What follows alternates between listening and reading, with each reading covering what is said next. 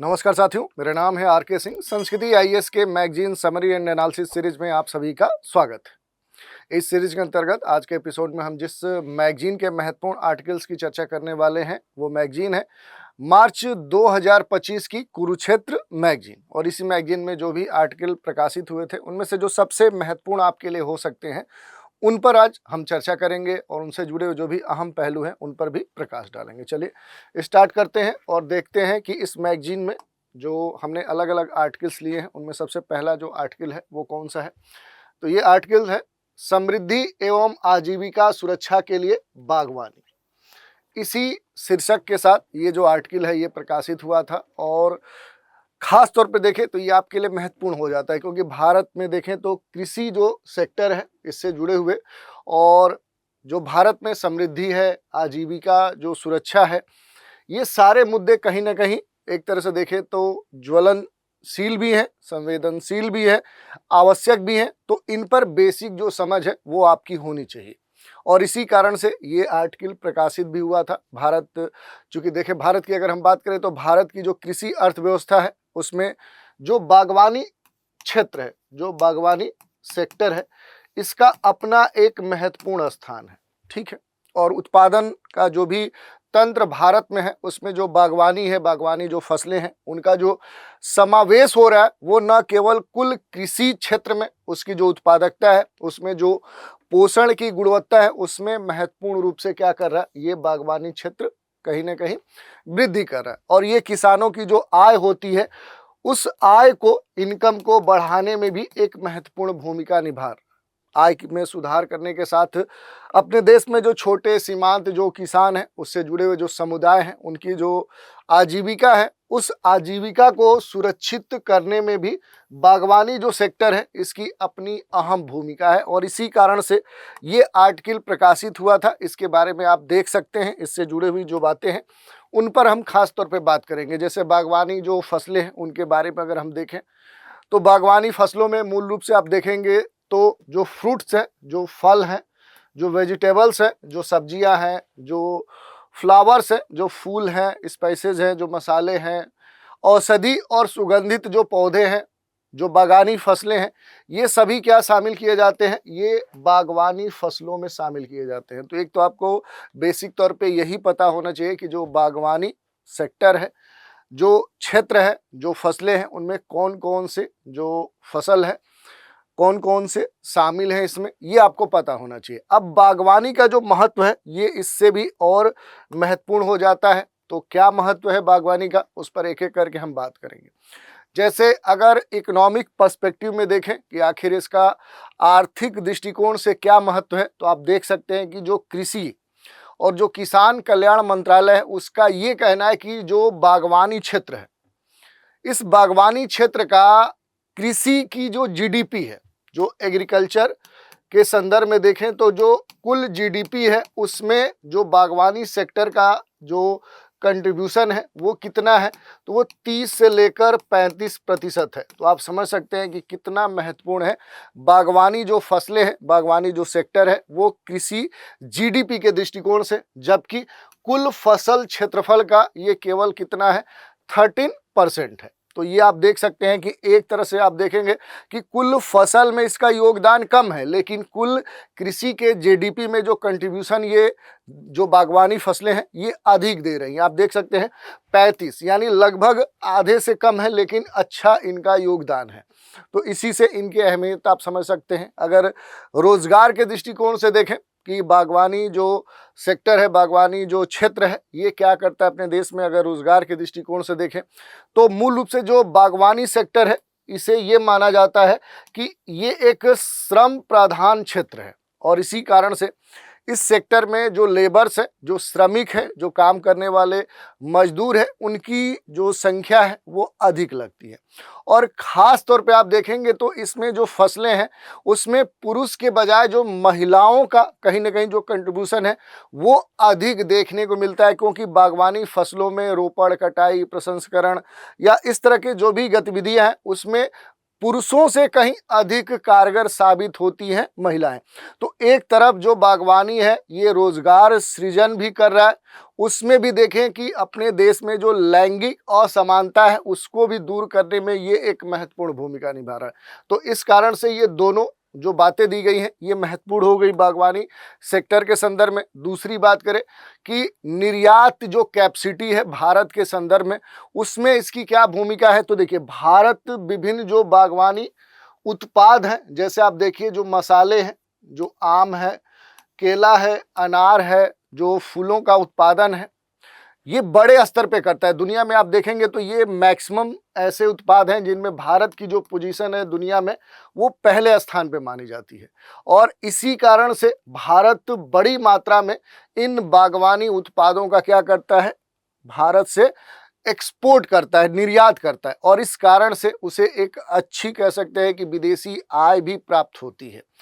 तो ये एक महत्वपूर्ण विषय हो गया। दूसरी बात करें कि जो बागवानी फसलें हैं, जो उत्पाद हैं, उनका हमारे पोषण के संदर्भ में क्या महत्व है। तो देखिए, पोषण सुरक्षा के दृष्टिकोण से देखें तो जो बागवानी फसलें हैं या जो बागवानी उत्पाद हैं उनमें खास तौर पे जो विटामिन्स हैं, जो मिनरल्स हैं, जो एंटीऑक्सीडेंट्स हैं, उनसे ये भरपूर होती हैं। और इसी कारण से देखें तो जो जनसंख्या अपने देश में है, ये डेटा आता है कि भारत में जो जनसंख्या है उसकी अधिकांश जो पॉपुलेशन है उसे पोषण युक्त जो भोजन है वो प्राप्त नहीं हो रहा। और उस स्थिति के सुधार में देखें तो जो बागवानी फसलें हैं, जो बागवानी उत्पाद है या जो बागवानी सेक्टर है, ये एक महत्वपूर्ण भूमिका निभा सकता है भारत में जनसंख्या जो है उसके पोषण की स्थिति को सुधारने में। इसके अलावा देखें जो WHO है, जो विश्व स्वास्थ्य संगठन है, इसने मानव आहार में जो भी ह्यूमन का कह सकते हैं कि जो फूड कह सकते हैं कि जो एक्टिविटी है, जो कल्चर है, उसमें खास तौर पे जो फ्रूट्स हैं, जो वेजिटेबल्स हैं, इनके बारे में मान्यता दी है कि कम से कम एक व्यक्ति के भोजन में 400 ग्राम 400 जो ग्राम्स हैं वो फ्रूट्स और वेजिटेबल्स डेली बेस पे होने चाहिए। ये महत्वपूर्ण है। और अगर ये डेटा WHO ने दे रहा है तो इस डेटा को व्यवहारिक रूप से लागू करने के लिए हमें बागवानी जो सेक्टर है इस पर खास तौर पे ध्यान देना होगा। और कहीं ना कहीं भारत में जो बागवानी सेक्टर है ये काफ़ी फेमस है, इसका जो उत्पाद है वो काफ़ी मात्रा में होता है। तो ये हमारे देश में जो पोषण की समस्या है उसको सुधारने में महत्वपूर्ण भूमिका निभा सकता है। इसके अलावा इसकी जो भूमिका है वो एग्रीकल्चर के स्टेबिलिटी में देखी जा सकती है, स्थिरता में, कि पारंपरिक जो अनाज उत्पादन है उसमें जो बागवानी फसलें हैं उसको कम पानी की आवश्यकता होती है। तो अगर पर्यावरण संरक्षण, जल संरक्षण के दृष्टिकोण से देखें, जो वाटर क्राइसिस की समस्या अब देखें तो वैश्विक स्तर पे बनी हुई है। और ये जो समस्या है ये विश्व में ही नहीं बल्कि भारत में बड़े स्तर पे देखने को मिल रही है। पहले ये शहरी क्षेत्रों में देखने को मिल रही थी, लेकिन अब जो वाटर क्राइसिस है, जल संकट की जो समस्या है, अब रूरल जो क्षेत्र है वहाँ पर भी देखने को मिल रही है। आप देख सकते हैं कि पहले जो भूमिगत जो जल है, जो स्तर होता था वो काफ़ी कम गहराई पे होता था, लेकिन अब वो जो गहराई है, वो जो लेवल है वो काफ़ी अधिक हो चुका है। और ये कहीं ना कहीं वाटर क्राइसिस को दर्शाता है। तो इस दृष्टिकोण से देखें कि अगर अपने देश में जल संरक्षण की बात आती है तो चूंकि जो परंपरागत जो फसलें हैं उनके उत्पादन में जल की अधिक आवश्यकता होती है। वहीं अगर हम बात करेंगे बागवानी जो फसलें हैं, जो उत्पाद हैं, उनके उत्पादन में जो जल की आवश्यकता है वो अपेक्षाकृत कम होती है। इस कारण से अगर सस्टेनेबल एग्रीकल्चर की बात करें, जो सतत टिकाऊ कृषि पद्धति की बात की जाती थी, जिससे कि अब क्या हो कि पर्यावरण को संरक्षित किया जाए, जल संकट की जो समस्या है उस पर नियंत्रण किया जाए, तो उस दृष्टिकोण से ये महत्वपूर्ण हो सकता है।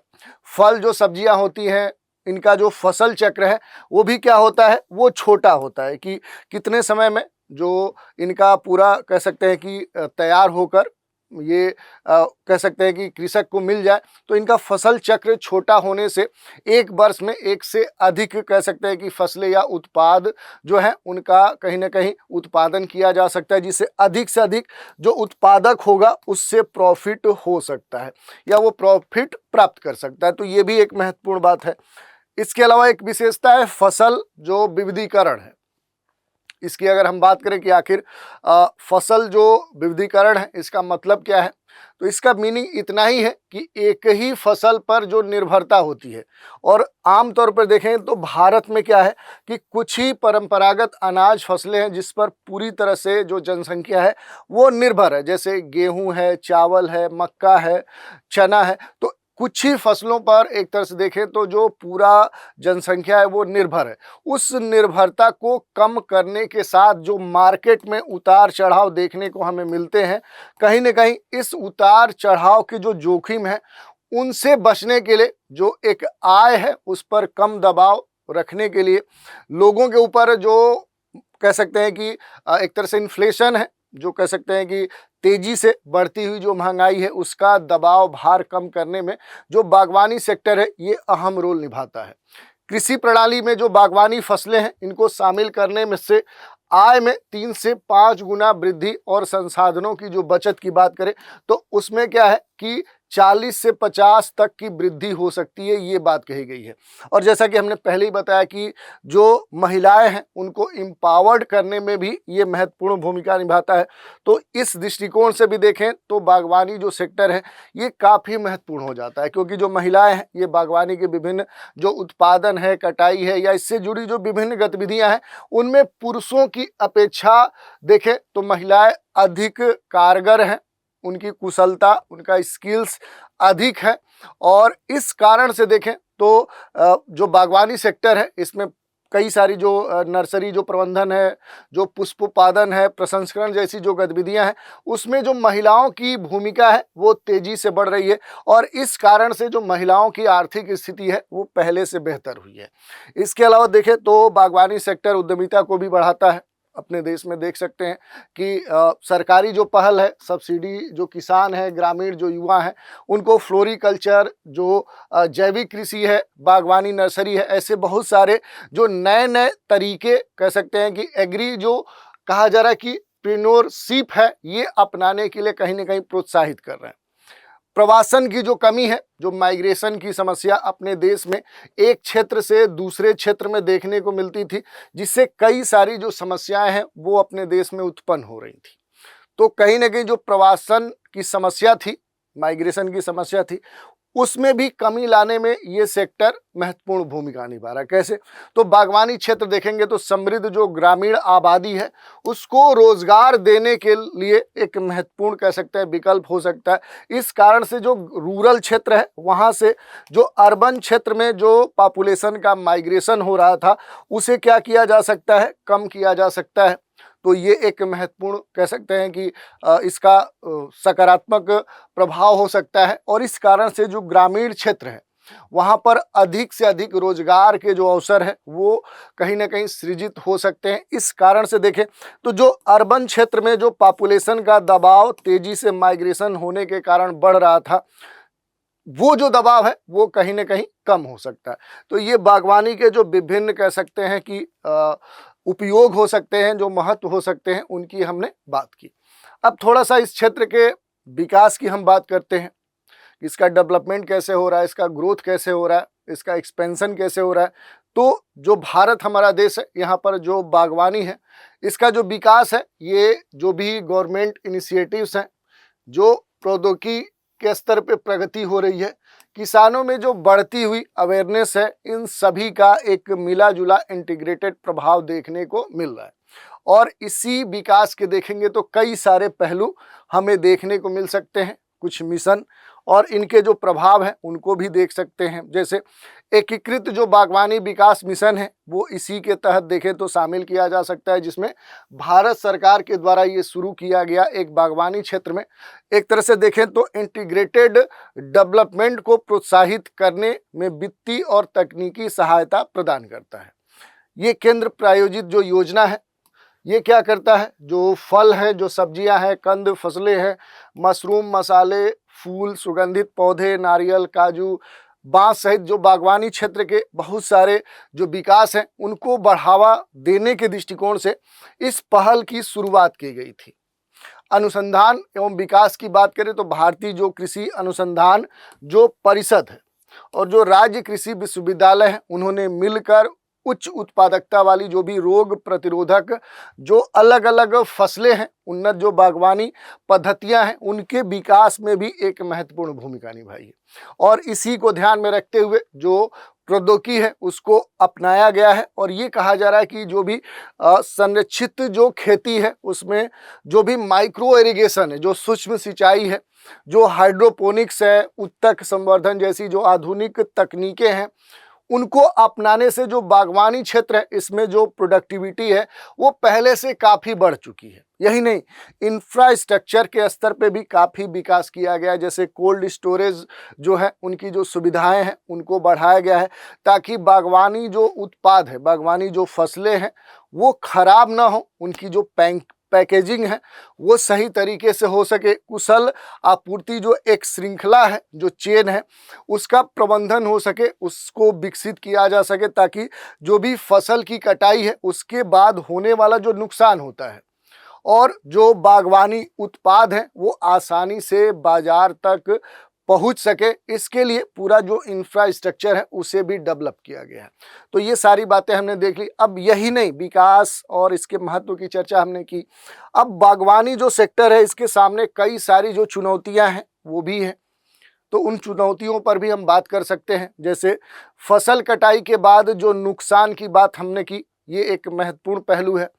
तो अपर्याप्त जो भंडारण है, जो स्टोरिंग की व्यवस्था है, परिवहन जो सुविधाएं हैं, जो ट्रांसपोर्टेशन की अवेलेबिलिटी है, ये एक बड़ा ही महत्वपूर्ण चैलेंज है इस बागवानी सेक्टर के सामने, क्योंकि जब इस सेक्टर से जुड़े हुए जो उत्पाद हैं ये पककर तैयार होते हैं तो इन्हें इनके खराब होने से पहले स्टोर्स तक पहुंचाना और उस स्टोर्स की जो अवेलेबिलिटी है, जो उपलब्धता है, ये एक महत्वपूर्ण कह सकते हैं कि चुनौती इस फील्ड के सामने, इस कह सकते हैं क्षेत्र के सामने देखने को मिली है, क्योंकि इनकी अनुपलब्धता के कारण इन उत्पादों का एक बड़ा जो हिस्सा है वो क्या हो जाता है, वो खराब हो जाता है।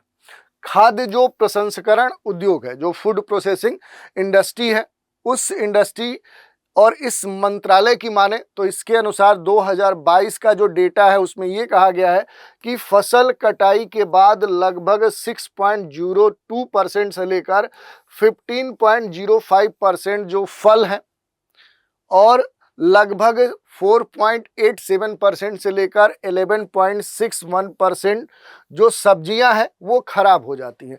इसका मतलब कि जो डेटा है कि अपने देश में जो फसल कटाई होती है बागवानी क्षेत्र में, उसमें जो कुल फसल उत्पादन होता है उसका जो 15% है वो क्या हो जाता है, वो नष्ट हो जाता है। इसका मतलब कि जो उत्पादन हो रहा है उसमें से कितना बचा, तो 85% ही क्या होता है, बच पाता है। तो ये एक कह सकते हैं कि चैलेंज है। और ये जो डेटा है ये सब्जियों के संदर्भ में भी है। अमूमन तौर पे हम ये कहते हैं कि जो सब्जियों का प्रोडक्शन होता है, चूंकि वो डेली बेस पे यूज हो रही हैं तो वो खराब नहीं होती, लेकिन अपने देश में क्या है कि जब सब्जियों का उत्पादन एक स्तर से अधिक होता है, किसान अपनी आय को बढ़ाने के लिए इनका उत्पादन अधिक करते हैं, या कमर्शियल स्तर पे जब उत्पादन होता है तो अधिक सब्जियों के उत्पादन होने के कारण इनका जो बाजार तक पहुंच के लिए जो व्यापक परिवहन साधन उपलब्ध होना चाहिए, सस्ता जो साधन उपलब्ध होना चाहिए, जो स्टोरिंग की व्यवस्था होनी चाहिए, वो नहीं होने के कारण जो सब्जियां हैं ये भी लगभग 11 से अधिक प्रतिशत तक नष्ट हो जाती है। यानी 100%, अगर 100 किलो कोई सब्जी उत्पादन हो रहा है तो उसमें से लगभग 11 किलो जो सब्जी है वो पहले ही खराब हो जाती है। तो आप समझ सकते हैं कि उत्पादन एक तरफ से बढ़ाया जा रहा, लेकिन उसको कहीं ना कहीं संरक्षित नहीं किया जा रहा है, स्टोरेज नहीं किया जा रहा है, और सही समय पर उसको बाजार तक जो पहुंच है वो एक बड़ा चैलेंज है। इसके अलावा भी देखेंगे तो कई सारी जो समस्याएं हैं वो आपको देखने को मिल सकती हैं, जैसे बाजार तक जो पहुंच है, यानी कि प्रॉपर इंफ्रास्ट्रक्चर उपलब्ध नहीं होने के कारण जो किसान हैं उनको बाजार तक पहुंचने में बड़े कठिनाइयों का सामना करना पड़ता है। और ख़राब जो लॉजिस्टिक है, लॉजिस्टिक कहने का मतलब होता है कि जहां से कोई उत्पाद उत्पन्न हो रहा है, जो बन रहा है, और वहां से उपभोग के स्तर तक पहुंचाने में जो पूरा एक तंत्र है वो पूरा लॉजिस्टिक में शामिल होता है। तो ये जो खराब लॉजिस्टिक तंत्र है, असमान जो कोल्ड स्टोरेज की सुविधा है, उस कमी और देरी के कारण ये एक नुकसान का महत्वपूर्ण कारण बन रहा है। तो ये चैलेंजेज है। इसके अलावा भी कई सारे जो चुनौतियां हैं वो आपको देखने को मिल सकता है। उनमें एक महत्वपूर्ण है क्लाइमेट चेंज। अगर जलवायु परिवर्तन की बात करें तो भारत में जो मौसम होता है वो क्या होता है, वो अनियमित होता है। पहले अगर देखें, काफ़ी पहले की बात, तो भारत में जो मौसम चक्र होता था, जो वेदर साइकिल होता था, वो बड़ा ही प्रॉपर समय पे चलता था। ठंड, गर्मी, बरसात, इनका एक फिक्स होता था। वर्षा का भी मानसून कब आएगा, एक तरह से पूरा उसका साइकिल फिक्स होता था कि मानसून का आगमन कब होगा, कब तक ये चलेगा, उसका निर्वर्तन कब होगा, रिट्रीट तक पूरा एक पता होता था, और वर्षा भी पर्याप्त मात्रा में होती थी। इसके अलावा जो विंटर सीजन है उसका भी प्रॉपर एक टाइम साइकिल चलता था। कब जो कुहासा है वो पड़ेगा, कब ठंड अधिक पड़ेगी, कब पाला पड़ेगा, तो उस अनुरूप क्या होता था, किसान अपनी फसलों का उत्पादन करते थे। लेकिन अब जो क्लाइमेट चेंज की स्थिति मानव ने और कुछ अन्य जनित कारकों के द्वारा ये स्थिति उत्पन्न हो गई है, इस कारण से देखें तो अनियमित जो मौसम है, जो चरम जलवायु जो घटनाएं हैं, उस कारण से जो उत्पादन है उसके सामने एक जोखिम, एक संकट उत्पन्न हो चुका है। तो ये भी एक महत्वपूर्ण चैलेंज है क्लाइमेट चेंज। इसके अलावा देखें जो कीट और रोग जो प्रबंधन है, ये भी समस्या एक बड़ी ही महत्वपूर्ण चैलेंज के रूप में सामने आई है। क्योंकि जो भी बागवानी फसलें होती हैं, जो यहाँ पर बागवानी फसलें होती हैं, इन पर देखें तो जो कीट हैं, इनका प्रभाव या जो बहुत सारे जो रोग हैं, इनका जो प्रभाव है वो काफ़ी देखने को मिलता है। और इस कारण से देखें तो कीट प्रतिरोधक जो कह सकते हैं दवाएं हैं, जो क्षमता है, इनका जो प्रबंधन है वो सबसे महत्वपूर्ण हो जाता है। और ये फसलें आसानी से कीटों के चपेट में आती हैं, रोगों के चपेट में आती हैं। इसके लिए इनका जो प्रभावी प्रबंधन है वो होना सबसे महत्वपूर्ण है। और ये सुनिश्चित करना अभी भी बागवानी सेक्टर के सामने एक महत्वपूर्ण चैलेंज है। इसके अलावा देखें तो भारत में अभी भी जो गुणवत्तापूर्ण जो बीज हो सकते हैं, क्योंकि आप जानते हैं कि फसल का उत्पादन सबसे अहम भूमिका जो होती है वो बीज की होती है। क्योंकि बीज की क्वालिटी पर ही निर्भर करता है कि फसल किस प्रकार की होगी। यह अलग बात है कि और भी कई सारे कारक हैं जो इसके लिए उत्तरदायी हैं, लेकिन सबसे जो प्राथमिक कारक है वो बीज है। और राष्ट्रीय बागवानी जो अपने देश का बोर्ड है, उसका ये कहना है कि भारत में गुणवत्तापूर्ण जो रोपण सामग्री है उसकी जो उपलब्धता है अभी भी अपर्याप्त है। और भारत में विभिन्न जो बागवानी फसलें हैं उनकी कम उत्पादकता का ये एक सबसे महत्वपूर्ण कारण है। तो ऐसे और चैलेंजेज हैं, एक दो और चैलेंज हैं, उनकी हम बात करते हैं। जैसे खेतों का जो आकार है भारत में काफ़ी छोटा है, बिखरे हुए जो खेत है वो आपको देखने को मिलेंगे। इसके पीछे कारण भी आप जान सकते हैं कि भारत में देखें तो जनसंख्या बाहुल्य क्षेत्र देखने को मिलता है। खासतौर पे ग्रामीण क्षेत्रों में देखेंगे तो जो परिवार हैं, परिवारों में नंबर ऑफ जो पर्सन है वो अधिक है। और अब धीरे धीरे जो पहले कंबाइंड फैमिली होती थी, अब वो धीरे धीरे टूटकर न्यूक्लियर जो फैमिली है उसमें क्या हो रही है, वो कन्वर्ट हो रही है।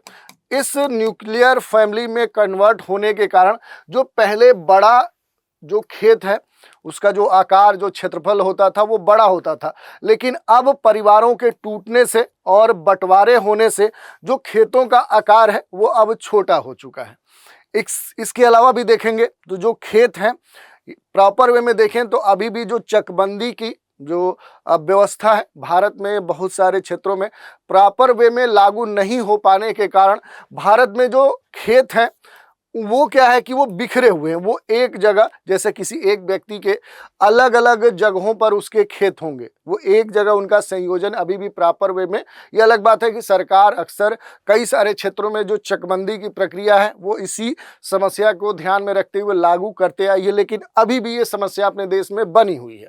तो ये एक महत्वपूर्ण कारण है कि छोटे और बिखरे हुए जो खेत हैं, ये बड़े पैमाने पर जो उत्पादन है, जो उन्नत तकनीक है, उसको कहीं ना कहीं अपनाने में एक महत्वपूर्ण बाधा उत्पन्न करते हैं। इसके अलावा देखिए तो अवसंरचना संबंधित बहुत सारी जो समस्या है वो भी विद्यमान है, जैसे उचित जो सिंचाई है उसकी सुविधाएं हैं, कमी है। बागवानी क्षेत्र में देखें जो उत्पादन है उसे सीमित करने के सामने ये सबसे महत्वपूर्ण कारण है, जिसमें अगर देखेंगे तो जैसे पहले हमने बताया कि जो गुणवत्तापूर्ण जो बीज है, बीज, उसके बाद जरूरत होती है कि इरिगेशन, सिंचाई की।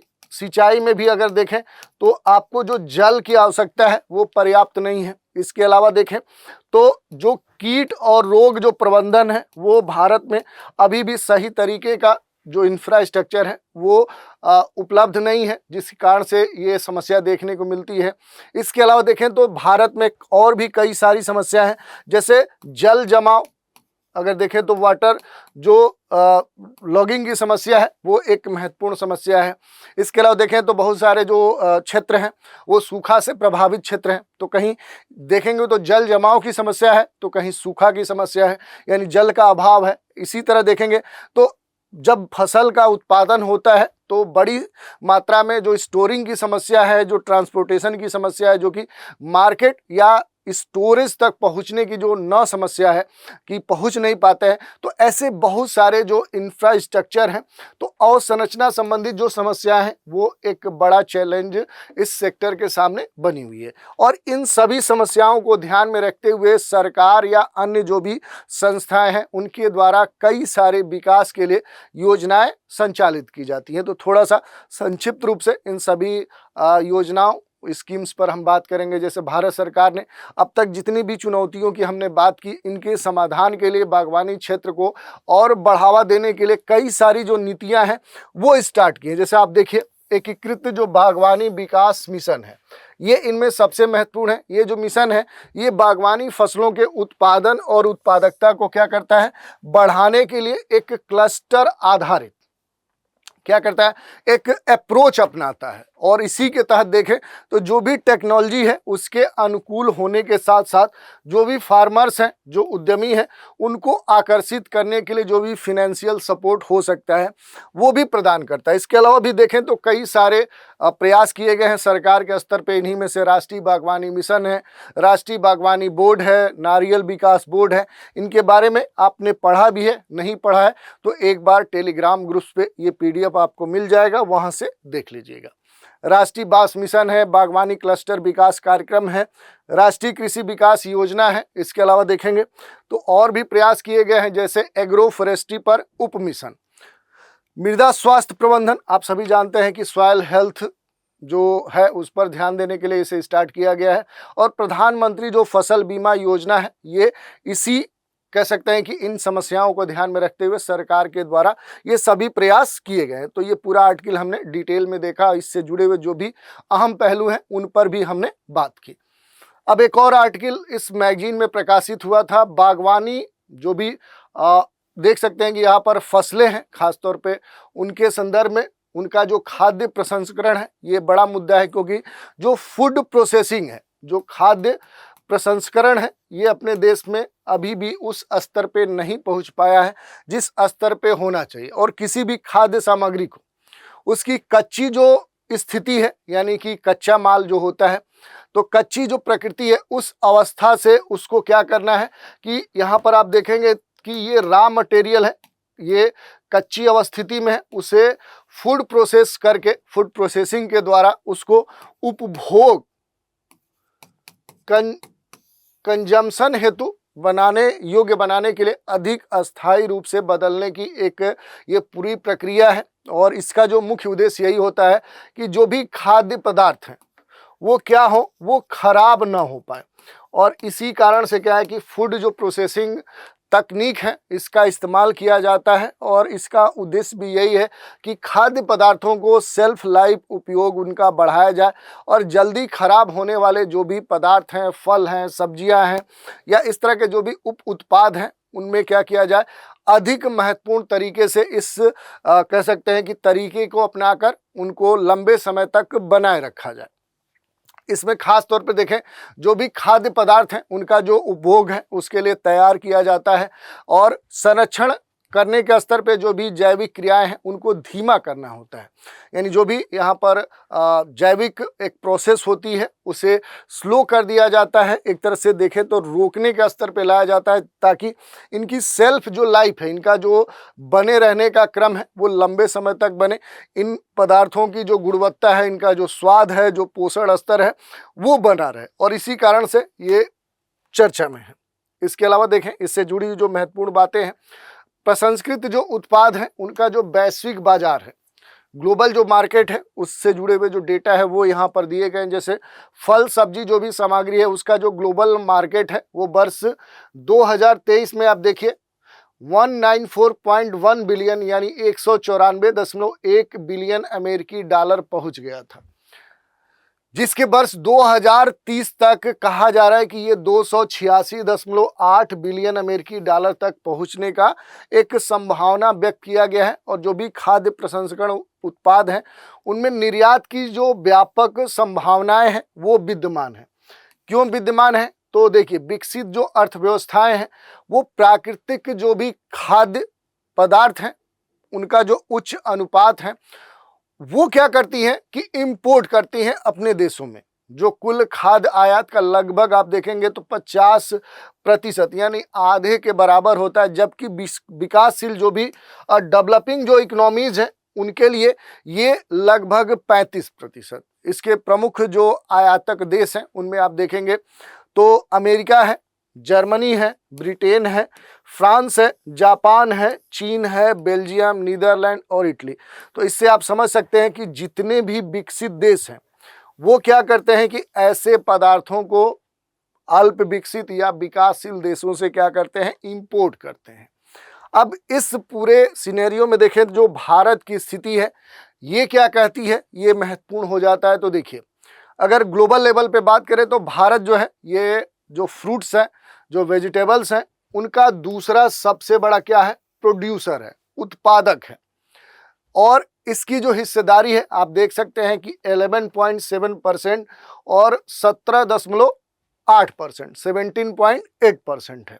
ये दोनों बातें कही जा रही है कि एक तरफ से बात की जा रही है फ्रूट्स की तो दूसरे तरफ से वेजिटेबल्स की। ये उत्पादन का स्तर बताया जा रहा है। दूसरा डेटा ये भी कहा जा रहा है कि वर्ष 2022-23 में, कब तो 2022 है, 2023 है, ये जो समय अंतराल है, इस समय अंतराल में ये कहा जा रहा है कि भारत में एक रिकॉर्ड बागवानी उत्पादन हुआ, और वो उत्पादन थोड़ा बहुत नहीं हुआ बल्कि 355.48 मिलियन टन हुआ था। ये बागवानी का डेटा है कि भारत में क्या हुआ था कि 2022-23 का जो वित्तीय वर्ष है इसमें बागवानी जो सेक्टर है उसका जो उत्पादन है वो रिकॉर्ड स्तर पे हुआ था। ये एक रिकॉर्ड कह सकते हैं कि देखा गया। और ये क्या है कि बागवानी क्षेत्र में जो बागवानी फसलों का उत्पादन हुआ वो 355.48 मिलियन टन हुआ। हालांकि ये अलग बात है कि भारत में अधिकांश जो बागवानी उत्पाद हैं उनमें फल और सब्जियां जो होते हैं, जो बड़ी मात्रा में उत्पन्न होते हैं, वो क्या हो जाते हैं कि वो जल्दी खराब हो जाते हैं। क्यों होते हैं कि उनका जो अपना सेल्फ जो लाइफ है वो क्या होता है, काफ़ी कम होता है।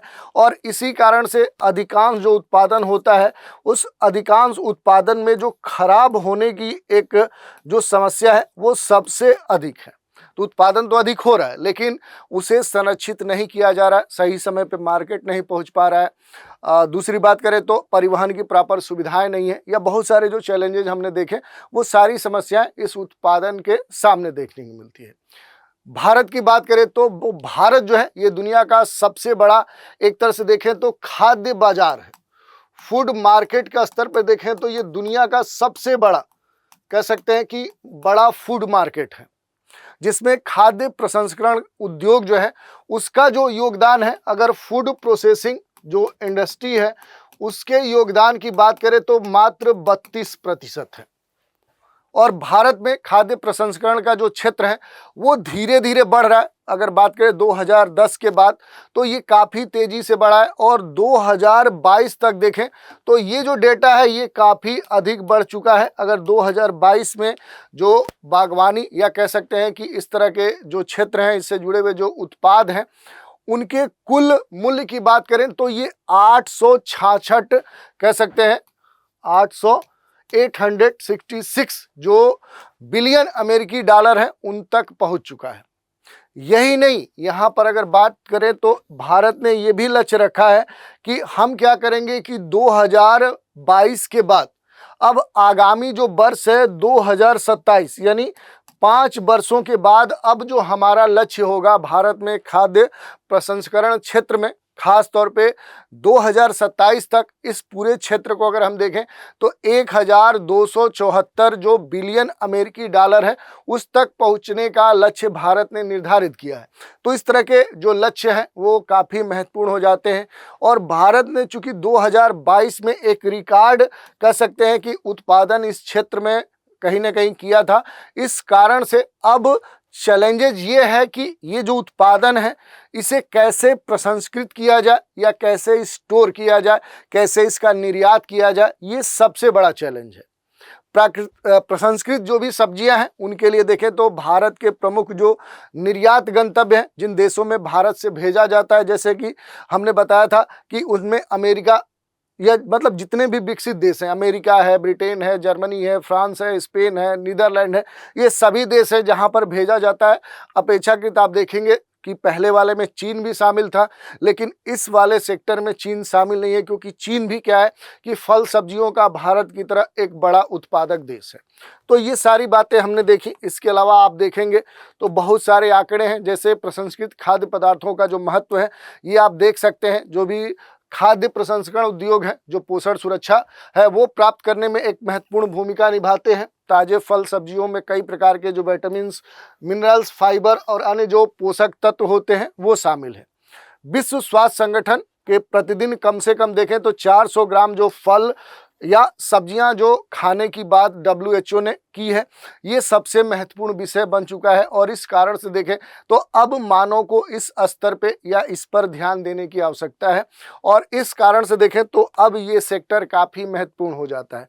इसके अलावा एक और डेटा महत्वपूर्ण है, वार्षिक उद्योग सर्वेक्षण 2022-23 की जो रिपोर्ट है उसके अनुसार खाद्य प्रसंस्करण क्षेत्र कुल पंजीकृत जो भी संगठन क्षेत्र है उसमें लगभग 12.41 जो प्रतिशत रोजगार है, उसके साथ जो भी संगठित विनिर्माण क्षेत्र है उसमें सबसे बड़े रोजगार प्रोवाइडर के रूप में से एक होकर उभरा है। तो ये सारी बातें हैं। इसके अलावा भी कुछ महत्वपूर्ण डेटा दिए गए हैं, जैसे खाद्य प्रसंस्करण में जो भी नई तकनीकें हैं उनका इस्तेमाल किया जा रहा है।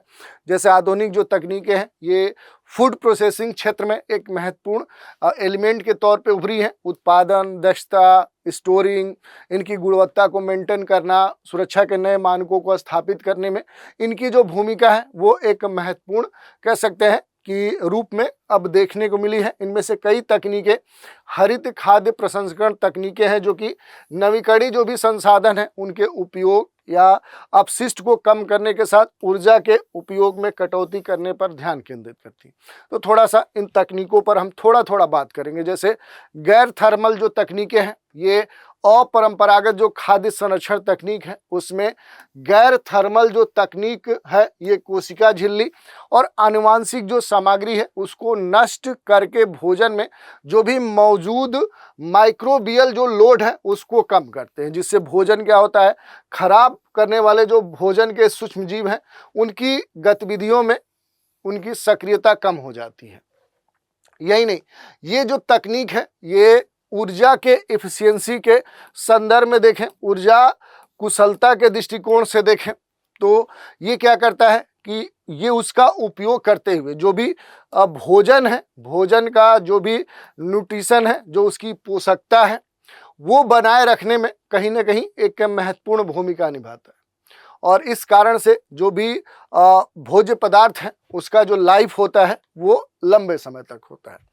इसके अलावा जो तकनीकें हैं, उच्च दबाव जो प्रसंस्करण है, हाई प्रेशर जो प्रोसेसिंग की बात कही जा रही है कि एक खाद्य पाश्चुकृत जो विधि है, पाश्चुराइजेशन जो मेथड है, जिसमें क्या किया जाता है कि जो भी खाद्य पदार्थ हैं उनको परिवेशी या ठंडे तापमान पर उच्च दबाव वाले क्षेत्र के अधीन रखा जाता है, ताकि क्या हो कि वांछित जो भी उसकी गुणवत्ता होनी चाहिए वो क्या हो, उसके जो पदार्थ हैं, जो गुण हैं, उनमें बदलाव के स्तर पे संरक्षित किया जा सके। उच्च जो भी दबाव प्रसंस्करण है, ये जो तकनीक है, इसका जो उपयोग है, कुछ जो खास तौर पे जो सूक्ष्म जीव होते हैं, जो सूक्ष्म जीव होते हैं, उन सूक्ष्म जीवों को क्या किया जाता है, नष्ट किया जाता है, उन्हें समाप्त किया जाता है। और इससे क्या होता है कि जो भी बीमारी का कारण ये बन सकते हैं या फिर भोजन को खराब कर सकते हैं, वो ये नहीं कर पाते हैं। तो ये बात इसमें देखने को मिलती है। दूसरी भी एक तकनीक है जो कोल्ड प्लाज्मा तकनीक है। ये जो तकनीक है कोल्ड प्लाज्मा, ये जो भी फूड होते हैं उनकी जो क्वालिटी है, उनकी जो सुरक्षा है, उसको बनाए रखने में ये हालिया काफ़ी महत्वपूर्ण भूमिका निभा रहा है। और ये तकनीक जो है, ये उच्च नमी वाले जो भी खाद्य पदार्थ हैं, इन पदार्थों में दबाव के विभिन्न स्तरों पर लागू जो भी विद्युत निर्वहन है उसके द्वारा उत्पन्न किया जाता है। ये एक तरह से देखें तो पूरी तरह से नई विधि है, जिसके परिणाम स्वरूप खाद्य पदार्थों में जो भी सूक्ष्म जीव हैं उन्हें क्या किया जाता है, निष्क्रिय कर दिया जाता है। और जो भी फूड प्रोसेसिंग है, अगर बात करें खाद्य जो प्रसंस्करण है, तो इस खाद्य प्रसंस्करण में जो भी कोल्ड प्लाज्मा है, ये जो तकनीक है, तो इसका उपयोग सतह पर जो भी परिशोधन है उसके लिए किया जाता है, जो क्या करता है कि जो भी फ्रूट्स हैं, जो वेजिटेबल्स हैं और जो अन्य जो उत्पाद होते हैं, जो प्रोडक्ट्स होते हैं, उनके संदर्भ में क्या होता है कि सूक्ष्म जीवों का जो प्रभाव है, उस माइक्रो जो ऑर्गेनिज्म है उनके प्रभाव को क्या करते हैं, ये पूरी तरह से बंद कर देते हैं या समाप्त कर देते हैं। तो फिर वो खराब नहीं होता है, सेल्फ लाइफ जो होती है पदार्थ की वो लंबे रहती है। एक और तकनीक है पल्स इलेक्ट्रिक फील्ड टेक्नोलॉजी, ठीक है, ये भी महत्वपूर्ण है। इस तकनीक का जो उपयोग है ये खाद्य प्रसंस्करण में सूक्ष्म जीवों और जो भी एंजाइम्स हैं उनको निष्क्रिय करने के लिए किया जाता है, जिससे पारंपरिक जो भी ताप उपचार हैं उन पर निर्भर हुए बिना इसके सेल्फ लाइफ को बढ़ाया जा सकता है। इसके अलावा एक महत्वपूर्ण तकनीक है खाद्य फोर्टिफिकेशन। ये क्या करता है, इसका मीनिंग ये कई बार आपके परीक्षाओं में पूछा जा चुका है कि आखिर खाद्य फोर्टिफिकेशन क्या होता है। तो इसका मीनिंग इतना ही है कि अलग अलग जो खाद्य पदार्थ हैं, जैसे चावल, गेहूं, तेल, दूध, नमक आदि, जिसमें आयरन, आयोडीन, जिंक, विटामिन्स, ऐसे प्रमुख जो पोषक तत्व हैं उनको क्या किया जाए, शामिल किया जाए, ठीक है, ताकि उनकी जो पोषकता है, जो सामग्री है, वो पहले से बेहतर हो सके। इसके अलावा जो नई तकनीक आप सभी जानते हैं आर्टिफिशियल इंटेलिजेंस, इसका भी इस्तेमाल बड़ी मात्रा में इस क्षेत्र में किया जा रहा है। इसके अलावा देखिए रोबोटिक्स का भी इस्तेमाल आपको देखने को मिलेगा। भारत में जो भी खाद्य प्रसंस्करण क्षेत्र है उसमें स्वचालन और रोबोट के उपयोग के परिणाम स्वरूप अब जो सिनेरियो है वो पहले से काफ़ी बदल चुका है। मापनीयता, सटीकता, दक्षता में अब पहले से सुधार हो चुका है। और जो रोबोटिक्स है ये क्या कर रहा है कि अपने देश में जो भी फ्रूट्स हैं, जो वेजिटेबल्स हैं, जो अनाज है, जो ग्रेडिंग सिस्टम है, उसमें कम से कम मानवीय त्रुटि रख रहा है। और इस कारण से जो इसके लंबे समय तक बने रहने की बात है, इसमें पोषक तत्वों की मात्रा की स्थिरता की बात है, उसे कहीं ना कहीं ये सुनिश्चित करने में जो रोबोटिक्स है ये महत्वपूर्ण भूमिका निभा रहा है। इसके अलावा देखिए जो स्वचालित स्तर पे जो पैकेजिंग है, जो पैकेजिंग मशीनें हैं, उनके स्तर पे जो रोबोटिक्स हैं, जो पहले पारंपरिक जो मशीनें होती थी उनकी अपेक्षा अब काफ़ी कारगर और कह सकते हैं कि पूरी तरह से अपने कार्य को सटीकता पूर्ण करने में ये महत्वपूर्ण भूमिका निभाता है। तो ये महत्वपूर्ण तकनीकें हैं। इसके अलावा आप देख सकते हैं जो पैकेजिंग की अलग अलग प्रौद्योगिकियां हैं वो भी अब महत्वपूर्ण भूमिका निभा रहे हैं। तो ये सारी बातें हमने देख ली। इसके अलावा अगर हम देखेंगे तो जो सबसे महत्वपूर्ण विषय है वो इसके सामने चुनौती है। तो भारतीय कृषि जो अनुसंधान परिषद, केंद्रीय जो पोस्ट हार्वेस्ट इंजीनियरिंग और टेक्नोलॉजी संस्थान है, इसके एक स्टडी के अनुसार ये कहा गया कि देश में उत्पादित 6.7 से लेकर 15.8% जो फल है और 4.5 से लेकर 12.4% तक जो सब्जियां हैं वो खराब पोस्ट हार्वेस्ट हैंडलिंग के कारण बर्बाद हो जाती हैं। तो ये डेटा पहले हमने देखा। कहीं ना कहीं इन समस्याओं को अब हल करने की आवश्यकता है और इसी संदर्भ में जो भी राष्ट्रीय ग्रामीण विकास बैंक है, जो नाबार्ड है, उसके द्वारा जारी रिपोर्ट में भी इस तथ्य की पुष्टि की गई है कि कटाई के बाद देखें तो सही तरीके से हैंडलिंग नहीं होने के कारण अधिक मात्रा में जो उत्पाद है वो कहीं ना कहीं विभिन्न चरणों पे, चाहे वो स्टार्टिंग स्तर पे देखें जो स्टोरेज की समस्या है, ग्रेडिंग की समस्या है, पैकेजिंग की समस्या है, शिपिंग की समस्या है, विपणन की समस्या है, इन सभी समस्याओं से ये सेक्टर जूझ रहा है, जिसके लिए इन चुनौतियों को हल करने के लिए अब कारगर प्रयास करने की आवश्यकता है। इसके अलावा आप देखेंगे तो भारत में खाद्य प्रसंस्करण के लिए जो भी सरकारी पहलें हैं ये काफ़ी महत्वपूर्ण हो सकती हैं। अगर आपसे प्रश्न पूछा जा रहा है कि बताइए कि भारत में खाद्य प्रसंस्करण के लिए जो भी सरकारी प्रयास किए गए हैं उन पर एक टिप्पणी लिखिए, व्याख्यात्मक विचार विमर्श दीजिए, तो ये उत्तर आप यहाँ से लिख सकते हैं। तो बहुत सारे सरकारी प्रयास किए गए हैं, जैसे प्रधानमंत्री किसान संपदा योजना है, ये हाल के वर्षों में जो भी खाद्य प्रसंस्करण क्षेत्र है उसको मजबूत करने के लिए चलाया गया है। केंद्र सरकार की योजना है जिसमें व्यापक केंद्रीय जो क्षेत्र योजना है, संपदा योजना है, उसको मंजूरी इसमें दी गई, जिसके बाद देखें तो ये जो योजना है इसका नाम परिवर्तित हुआ है। इसके अलावा जो पीएम सूक्ष्म खाद्य प्रसंस्करण उद्योग है ये भी महत्वपूर्ण एक भूमिका आप देख सकते हैं। इस योजना में देखें तो वर्ष 2020-21 से 2024-25 तक 5 वर्षों की अवधि के लिए 10,000 करोड़ रुपए के परिव्यय के साथ इसे रेगुलेट किया जा रहा है। तो ये डेटा और इसके अलावा भी जो इससे जुड़ी हुई बातें हैं ये आपके लिए महत्वपूर्ण है। इसके अलावा देखिए उत्पादन लिंक जो प्रोत्साहन योजना है इसे भी आप देख सकते हैं, वो भी इसी से जुड़ी हुई है। अन्य जो नीतिगत पहले हैं उनको भी आप यहाँ से देख सकते हैं। तो ये आर्टिकल भी हमने देख लिया। अब एक नया आर्टिकल है, इस पर हम चर्चा करते हैं। स्वच्छ पौधा कार्यक्रम, ये एक कह सकते हैं कि भारत सरकार के द्वारा चलाया गया जो बागवानी क्षेत्र है और उस क्षेत्र में जो भी जलवायु मृदा की जो स्थिति है और उसके संदर्भ में देखें जो बड़ी मात्रा में जो बायोडाइवर्सिटी है उसके साथ लंबे समय से जो अपना देश है, देश के जो कृषि सिनेरियो है उसमें ये एक आधारभूत कार्य किया है।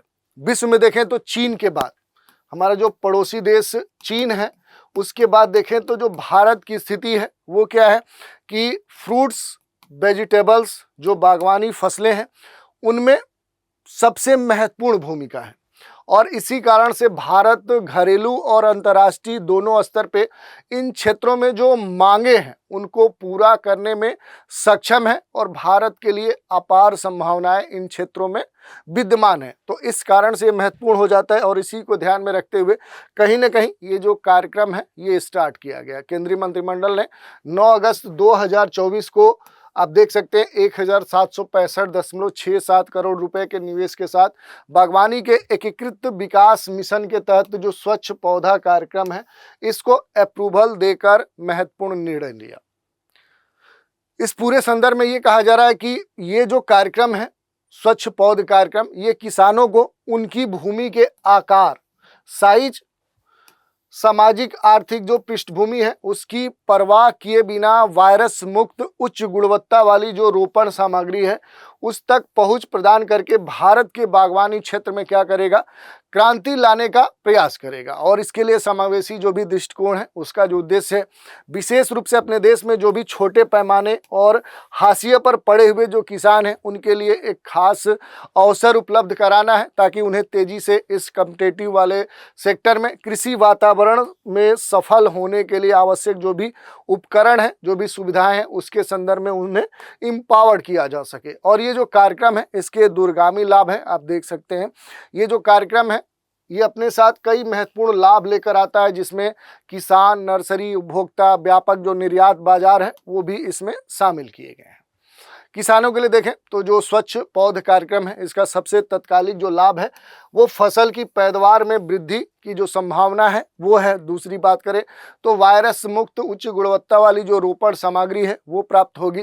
कार्यक्रम ये भी सुनिश्चित करता है कि किसान स्वस्थ जो भी पौधे हैं वो उगा सके जो बीमारियों से कम प्रभावित होते हैं, जिसके परिणाम स्वरूप बेहतर उपज हो, उनके जो फसलें हैं वो खराब कम हो और अधिक उत्पादन होने से जो किसान है उनकी जो आय है वो पहले से बढ़ सके।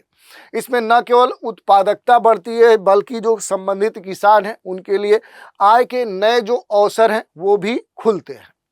पौधों के वायरस की बाधाओं से मुक्त होने के बाद उच्च गुणवत्ता वाली जो भी उपज है उसे बाजार में बेहतर मूल्य मिलने की संभावना होती है, जिसके कारण से देखें जो भी किसान है उनकी आय पहले से बेहतर होती है। लंबे समय तक उनकी वित्तीय जो स्थिरता है उसमें भी सुधार किया जा सकता है।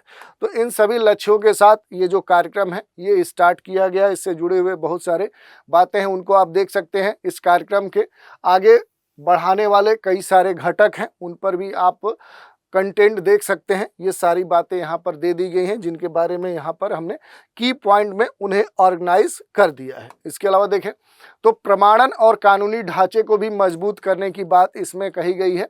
तो इसको भी आप देख सकते हैं क्योंकि यहाँ पर जो स्वच्छ पौध कार्यक्रम है इसका प्रमुख जो तत्व है वो रोपण सामग्री की जो गुणवत्ता है और जो पता है वो लगाने की क्षमता सुनिश्चित करने के लिए एक मजबूत जो प्रमाणन और जो कानूनी ढांचा है उसकी स्थापना करता है, जिसके तहत यहाँ पर ये बात कही जा रही है कि यहाँ पर जो बीज अधिनियम 1966 है, इस अधिनियम के तहत जो भी उत्पादक हैं, जो वितरक हैं, उनको जवाबदेह बनाने के लिए एक प्रमाणन जो प्रणाली है वो लागू की जाएगी, जिससे ये फिक्स किया जा सके कि किसानों को अब वायरस मुक्त उच्च गुणवत्ता वाले पौधे मिल रहे हैं।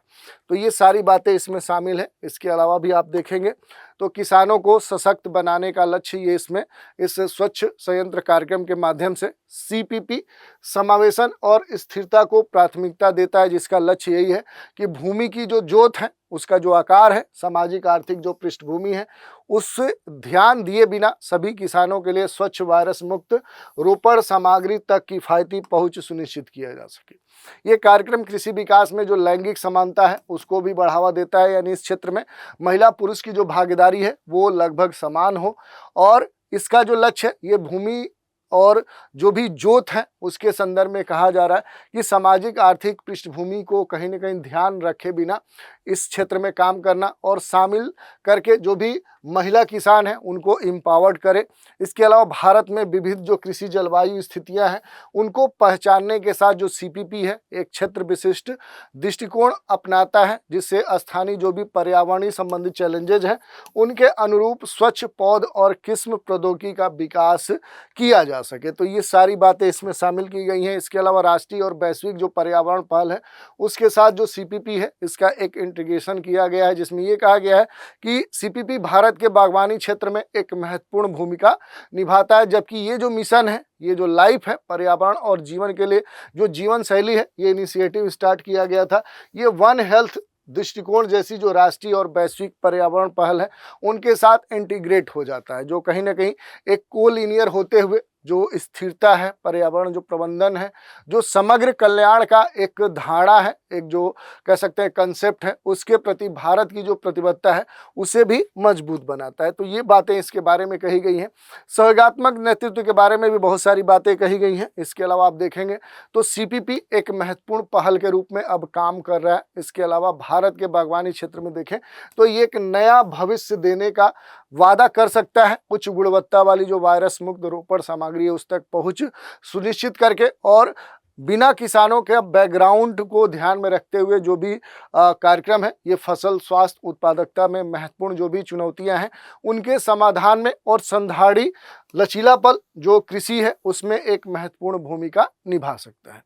जो भी आधुनिक युग की बुनियादी इंफ्रास्ट्रक्चर है, जो ढांचा है, एक मजबूत प्रमाणन ढांचे के द्वारा अब सपोर्टेड होगा और घरेलू उत्पादन को बढ़ाएगा, बल्कि निर्यात क्षमता जो भी है उसको भी बढ़ाने में महत्वपूर्ण भूमिका निभा सकता है। और भारत में जो भी बागवानी है उस क्षेत्र में भारत को एक वैश्विक कह सकते हैं कि प्रोवाइडर उत्पादक के रूप में स्थापित करने की भी क्षमता रखता है। तो इस तरह से हमने जो भी बागवानी क्षेत्र है भारत के संदर्भ में, उस बागवानी क्षेत्र से जुड़े हुए जितने भी अलग अलग अहम पहलू हो सकते हैं उन पर हमने बात की, और इससे जुड़े हुए बहुत सारे प्रश्न आपके सीधे पूछे जा सकते हैं, क्योंकि अब भारत सरकार का जो मेजर फोकस है वो क्या है कि पहले आप देख रहे होंगे कि 1-2 वर्ष पहले क्या था, सुरक्षा, इंटरनल सिक्योरिटी हो, आतंकवाद के मुद्दे हों, लेकिन अब जो सरकार का फोकस है वो खास तौर पे किसान और कृषि से जुड़े हुए जो मुद्दे हैं, क्योंकि ये जो मुद्दे हैं ये सीधे अब सरकार के सामने देखने को मिल रहे हैं। तो इन मुद्दों से जुड़े हुए जो प्रश्न हैं, चाहे वो पीटी का एग्जाम हो, चाहे मुख्य परीक्षा हो, उसमें आपसे पूछे जा सकते हैं। तो इनसे जुड़े हुए बहुत सारे प्रश्न बन सकते हैं। इनसे जुड़े हुए जो प्रश्न बन सकते हैं, जो संभावित प्रश्न हो सकते हैं, उनका एक लिस्टिंग अगले एपिसोड में जो भी हमारा नया मैगजीन होगा तो उस मैगजीन के साथ मैं ऐड करके आपको दे दूंगा। अगर आप प्रैक्टिस करना चाहें तो इस एपिसोड पर आधारित जो भी कंटेंट है उनके आधार पर आप उसका उत्तर लिख सकते हैं। तो आज के एपिसोड में इतना ही रखते हैं। अगर आज का एपिसोड आप सभी को अच्छा लगा हो तो वीडियो को अधिक से अधिक शेयर करिए, लाइक करिए, कमेंट करिए, और आपकी क्या प्रतिक्रिया है वो भी हमें कमेंट के माध्यम से प्रेषित करिए। तो आज के एपिसोड को यहीं तक रखते हैं। आप सभी हमारे साथ बने रहें, इसके लिए धन्यवाद।